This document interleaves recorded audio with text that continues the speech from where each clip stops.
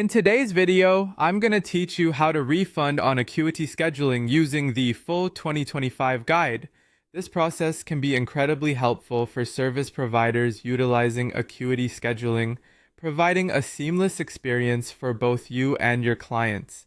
Let's dive in and guide you through the steps to issue a refund efficiently.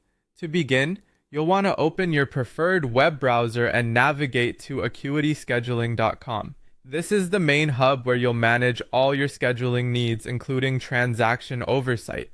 Once you're on the home page, locate and click on the Login button. It's typically positioned at the top right corner, making it easy to access whenever you need to make adjustments or updates to your services. At this point, you'll be prompted to enter your login credentials. Make sure to key in the correct information associated with your account.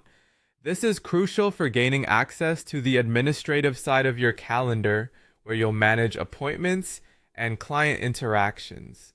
After successfully logging in, direct your attention to the calendar section.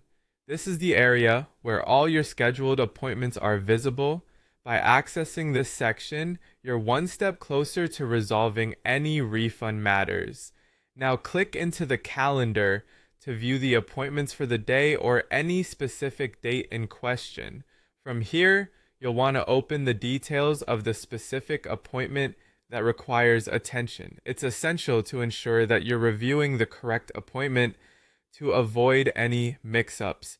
You can open the appointment details directly through your dashboard or by referencing the cancellation email Acuity sends, which includes a direct link to the payment transaction. With the payment or transaction details in view, you'll now need to head over to your payment processor's dashboard. This link typically redirects you to where the transaction was initially made. In this dashboard, locate the specific charge that needs to be refunded. Your payment processor should offer straightforward options for issuing both full and partial refunds according to your needs. Once you've successfully issued the refund through your payment processor, it's a good idea to return to Acuity Scheduling. Here, you can add a note or update the status of the appointment for your records. This helps maintain accurate accounting of actions taken and keeps everything transparent moving forward. Finally, don't forget to notify your client about the refund. A simple email or message acknowledging the refund can go a long way in maintaining a positive relationship with your clients. By following these steps, you'll be able to manage refunds on Acuity Scheduling with confidence and ease, ensuring a smooth process all around.